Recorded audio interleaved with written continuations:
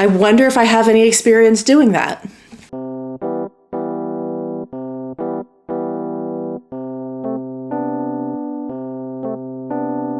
Hello everyone, and welcome back to my channel, Just Another Struggling Writer, the beleaguered author's one-stop shop for commiseration and hopefully inspiration. My name is Carrie Scher, and I am just another struggling writer. Well, y'all, today I am bringing back a video that was once a staple of my content, and that is monthly cozy resets. I did do a cozy reset to kick off Finish Your Book Fall at the beginning of the fall season, and in so doing, I realized how much I missed doing these cozy resets. So as I am getting back to a sort of baseline mental health wise, I figured now is a great time to reintroduce these cozy resets back into my lineup. If you're not familiar with my resets, basically I like to look back at the month we just left behind and reflect on my goals and some areas of growth. Then I like to look ahead to the new month and talk a little bit about my goals going forward. Sometimes I talk about my favorites. Sometimes I do a little bit of cleaning up and tidying up. Then I round everything off with going over my content creation plan for the new month. So without further ado, let's just get straight into it with some reflections on the month of October.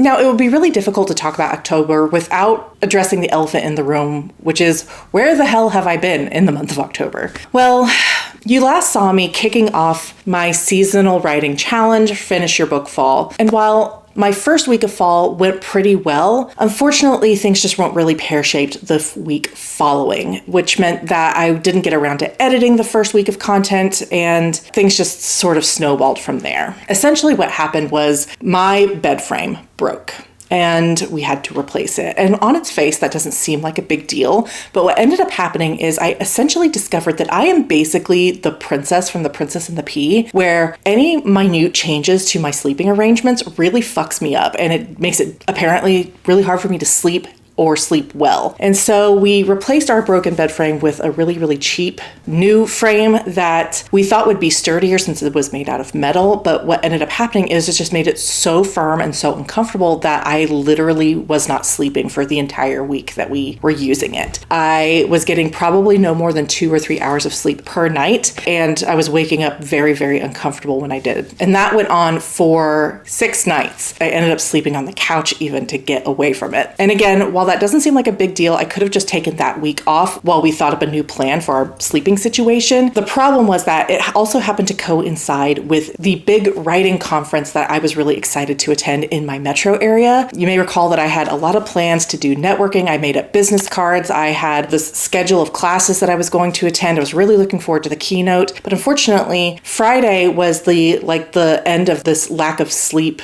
week that I was having. And so I went to this pre-conference workshop that I had paid extra to attend, and I felt like a complete zombie. My sleep deficit had racked up so many hours that I was not really functioning very well. I went to the workshop. I attended the first hour, but I really didn't get much out of it. I wasn't really able to absorb the information. And then we took a break after the first hour of a 4-hour workshop, and I walked my badge for the conference and some other materials that I had picked up out to my car and ended up falling asleep in my car. That was how bad it was. And I woke up and the workshop was over. So I ended up missing the whole workshop. And then I went home, and my partner very, very nicely put together a new replacement for our bed frame, which is essentially the same exact one that we had that was broken, in the attempt to get back to normal sleep. So I came home and I slept for 12 hours straight, and I woke up and I had missed the first couple of blocks of classes for the conference. And I just felt really, really shitty about the whole thing. I was starting to really doubt whether or not I even wanted to go. And I'm sure looking back on that was really just the sleep debt talking and just me being really discouraged and grumpy and tired. But I was starting to feel what's the point? These classes aren't going to do anything for me. I definitely wasn't feeling up to talking to people and networking. I was having a hard time convincing myself to go. Eventually I did, and I got to attend a couple of classes, but unfortunately, while I was there, I got really sick and ended up missing the keynote, which I was so looking forward to, by Carly Waters. And so after all of that, I decided to skip the last portion of classes for Saturday and the mixer, like the evening portion where everyone is talking and their agents there and everything. And then I got up on Sunday and just decided not to go at all. So I didn't get a pitch session. I didn't really get to talk to anybody. I only attended a couple of classes, and the whole week leading up to this kind of disappointment of the conference for me ended up kind of tanking my mental health back to where it was before I had tried to come back from the last mental slump that I was suffering. So it was definitely a major backslide, and ended up taking 3 more weeks for me to kind of claw my way back out of it. That's kind of where I've been. I didn't really accomplish much in the way of writing during the month of October. Most of the month was just dedicated to keeping myself above water, because at times it really did feel like I was drowning in a lot of guilt for not being able to write, and for taking what ended up being essentially 3 months off from writing. Ever since the big vacation that I took in July, I have not been able to be consistent, and that was really weighing on me. And there were times where I truly did feel like I should just quit, because it just felt nicer and felt easier and felt more comforting to sit out there in my recliner and play video games, or watch a true crime documentary, or cross stitch and watch Ghost Hunters, or do nothing, essentially just vegetate, be on my phone and everything. And it felt nicer, and it felt more comforting, and it felt better even than thinking about my project, because whenever I did think about my project, all I had was this overwhelming guilt and this overwhelming sense that I am never going to cut it as a writer because I can't overcome this inertia, this downward spiral that always seems to happen whenever I suffer like just very minor inconveniences ultimately. And that is something that we brought up in therapy, and like something that I can like focus on addressing going forward. And in fact, last week, when I was like, oh, I think I'm feeling better, I think I'm ready to come back, my family hit another speed bump, and it was really, I could feel it pressing on me, wanting me to backslide again. And knowing that I had just gone through that, and just having talked about it in therapy, I was able to kind of fight off the instinct to backslide again. So that's good. And also, just like this week, as I have been gearing up to return to content and return to writing, I am starting to feel more like myself than I have at any point in the last 3 months. Truly more like myself from before the big vacation that kind of kickstarted all of this chain reaction of mental health spirals. So October was not a great month for me, which is a bummer. Again, because I had all these plans for Finish Your Book Fall. I wanted to do all these live streams. I was really looking forward to connecting with other writers and making this a big community event, but it is what it is. Like, there's no going back and changing it. There's only moving forward. And so with that, let's talk about how I plan to move forward in November.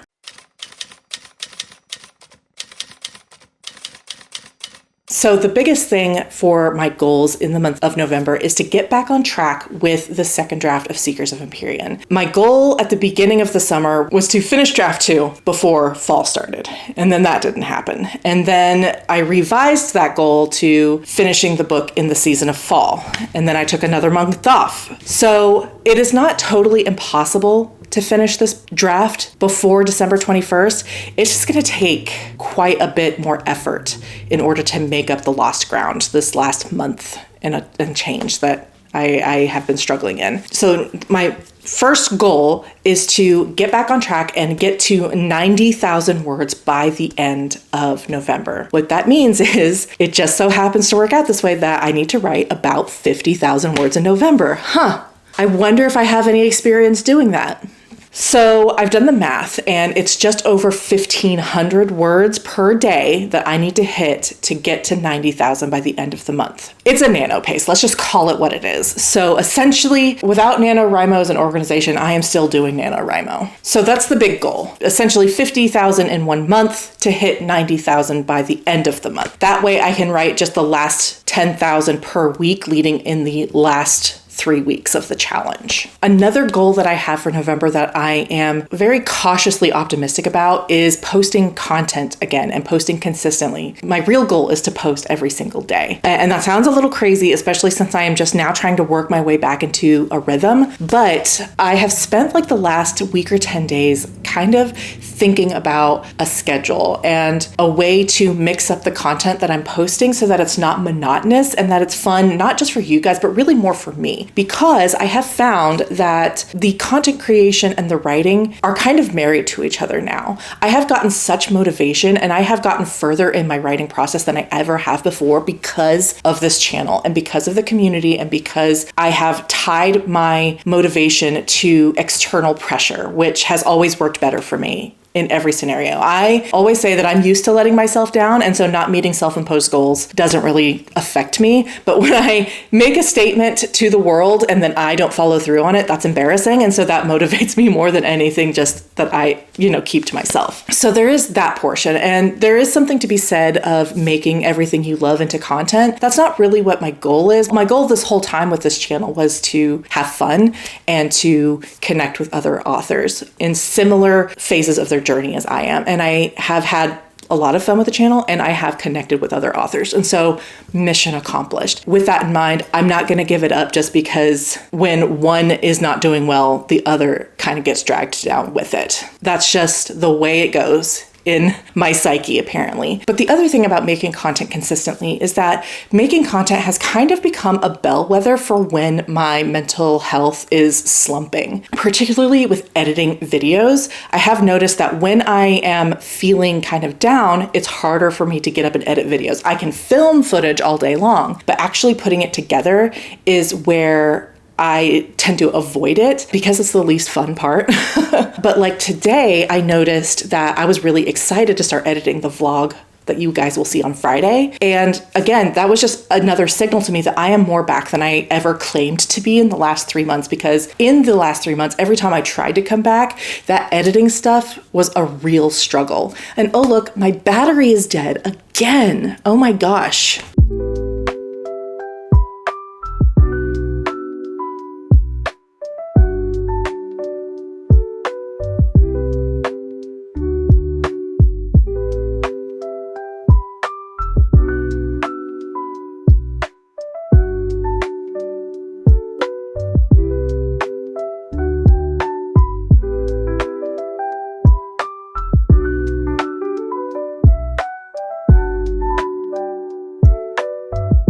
Okay, so where were we? Yes, content. So while you may be thinking it might be a little bit crazy for someone who is just trying to get back to normal and, get back on top of things to give herself such a rigorous schedule, but that's the thing. While my goal is to post content every single day, it's not something that I will be really hard on myself about if I miss an Instagram post or a TikTok goes up late. It's not really about hitting it every single day. And it's really just more about thinking about it and being engaged with the content, because again, the content feeds right back into the writing every single day. And by being a part of the community and by putting myself out there, it is an extension of how I feel about the writing and how motivated I am to keep going, especially in times where I am struggling with the words. So yes, I do have a little bit of a schedule that I will be adhering to. Again, it is kind of a good mixture of types of content. It's going to be, of course, YouTube videos. I will continue to post here twice a week. Then I'm going to start playing with more short form stuff, primarily for TikTok, but I'll also be cross-posting on YouTube Shorts as well. I'm going to try and be posting on Instagram more. And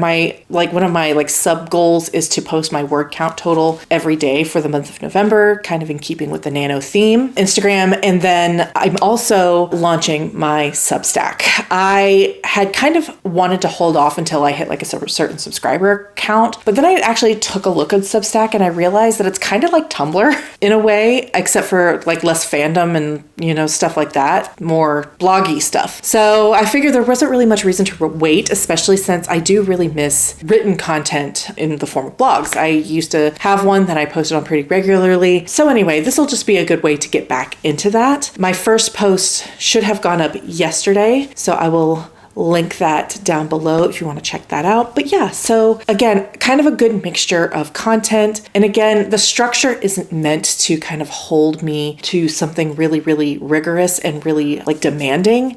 It's more to give myself, I prefer structure. I thrive in like a structured environment. And I have a sort of relationship with social media where I don't really think about it. I am one of those millennials who just never really connected with social media. And so by like scheduling it, it helps me maintain those platforms, which I will ostensibly need if I ever get published. So that's kind of the thought there. And again, using it as a bellwether for where I'm feeling and how I am approaching my content and my writing. And then my last big writing goal for the month is to get back to live streaming. I say get back to. I did one. And then, of course, everything terrible happened with my sleep.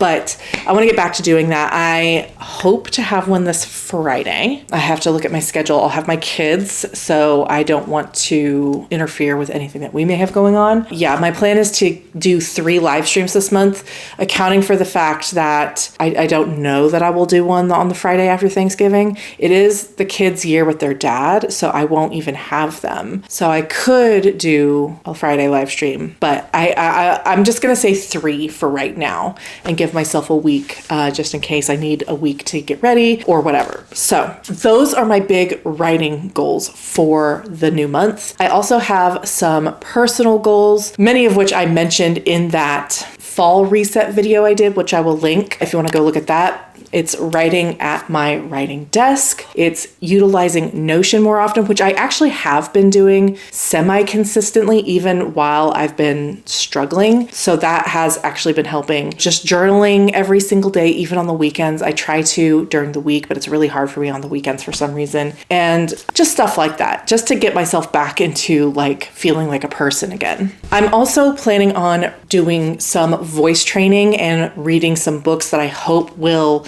kind of match the tone that I'm going for Seekers. The one that I know for sure does match is Gideon the Ninth. I read Gideon the Ninth earlier this year, and I knew immediately that that was exactly what I was going for Seekers. So I will probably reread Gideon knowing that it is a match, but I've also been looking for others like Gideon. So if you know of any other sci-fi fantasy books that kind of have that voice that Gideon the Ninth did, please recommend them to me. I kind of did a Google search and someone said the Scholomance trilogy might be good for that. And I have read that entire trilogy and I loved it. So I will take any excuse I can to reread it. I don't quite think it's a match. It's just very, very internal. It's very, very interiority based, which I'm not going for myself, but I do love that series. And then someone else said the Alex Stern duology, Ninth House by Leigh Bardugo. I've read the first chapter and it's pretty dense so far.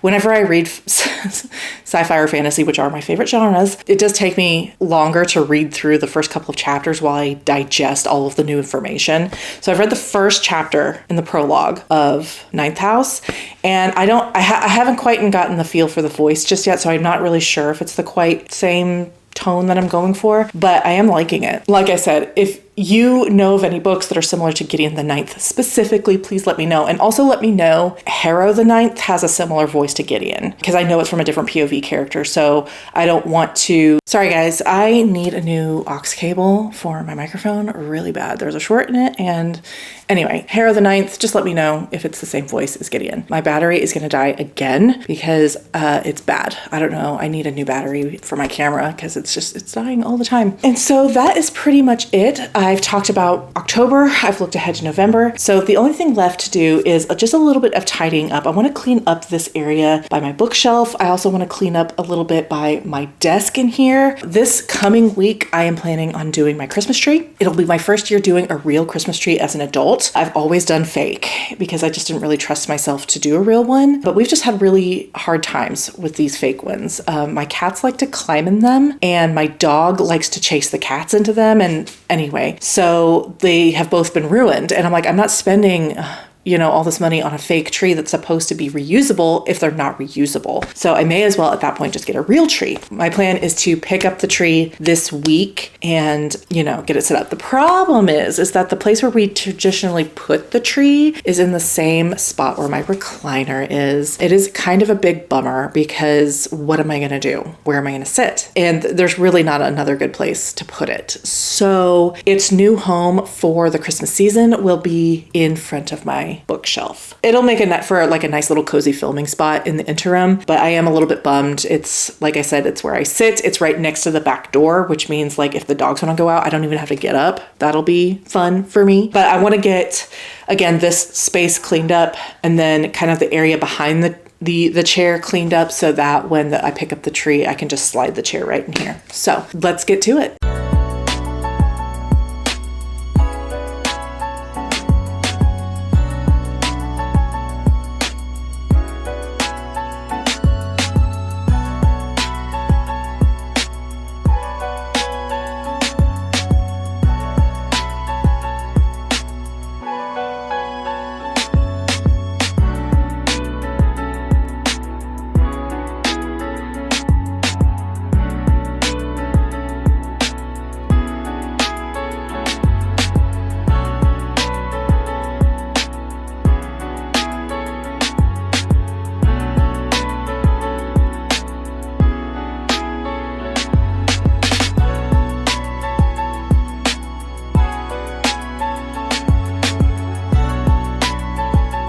And with that, I think that is just about everything. Thank you so much for your patience while I have kind of navigated this really difficult mental period. Thank you for sticking around. Thank you for sending me all of your encouraging messages. And thank you for watching. If you like these kinds of videos, let me know. I'd love to get back into doing them monthly for you guys. And also let me know in the comments how you are coping after Halloween. My family, my daughter had a very big choir clinic that was yesterday, Saturday, the day after Halloween. And she had to be dropped off at the school at 6:30 a.m. So we had to get her up even earlier than that. And anyway, it was a long day for her. So that was kind of our post-Halloween recovery, was not really recovery at all.